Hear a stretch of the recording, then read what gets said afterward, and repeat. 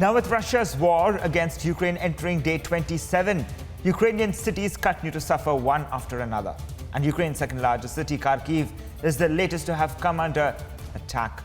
Take a look at the scale of destruction and loss caused in Kharkiv as a consequence of Russia's intensified offensive.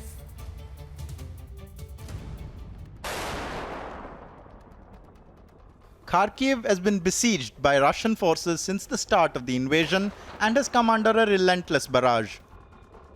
Authorities in Kharkiv say at least 5 civilians have been killed in the latest Russian shelling. Во-первых, страшно было, конечно. Ну, а так, грохот, подвал помех, конечно. Я словами не можу передати вам, що я чувствував на той момент. Страх за сім'ю.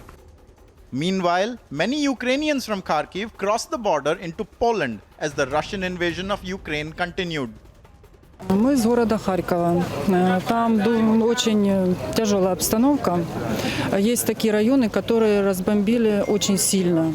То есть в приграничной зоне, которые города поближе к границе, полоса города очень пострадала.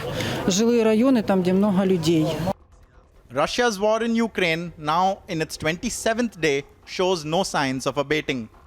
Я не знаю, почему Россия так все это делает. Кто не притесняет за язык? Да, то есть это просто ужас. Мы от России просто такого не ожидали. Это при всем при том, что у нас даже родственники в России тоже есть. 3 weeks into the invasion, Western governments and analysts see the conflict shifting to a war of attrition, with bogged-down Russian forces launching long-range missiles at cities and military bases as Ukrainian forces carry out hit-and-run attacks and seek to sever their supply lines. Unexpectedly strong Ukrainian resistance has dashed Russian President Vladimir Putin's hopes for a quick victory after he ordered the February 24th invasion of his neighbor. Agency report, Republic TV. Now, residents of a building in the western part of Kiev, which was damaged in shelling, were left devastated when they returned to survey the damage. Now, Russian troops are shelling Kiev for a 4th week now and are trying to surround the capital, which had nearly 3 million people before the war. And you can just see the scale of devastation the capital is witnessing right now.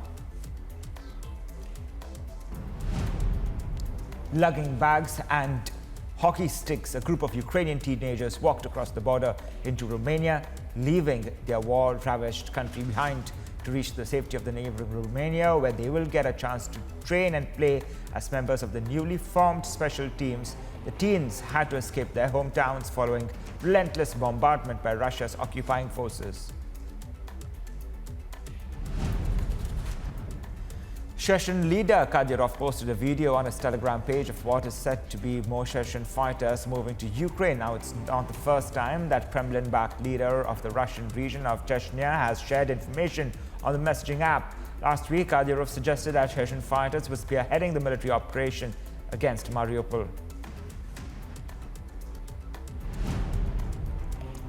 The president of the International Federation of Red Cross and Red Crescent Societies have described the situation in Mariupol as very difficult.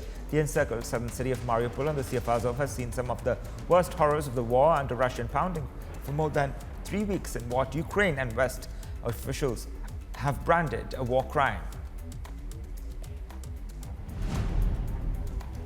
The invasion has wreaked devastation and destruction, exacting a heavy toll on civilians. An elderly Ukrainian refugee who arrived in Poland said 90% of Mariupol has been destroyed. According to the UN Refugee Agency, 10 million people have now fled their homes in Ukraine, either as displaced or as refugees abroad.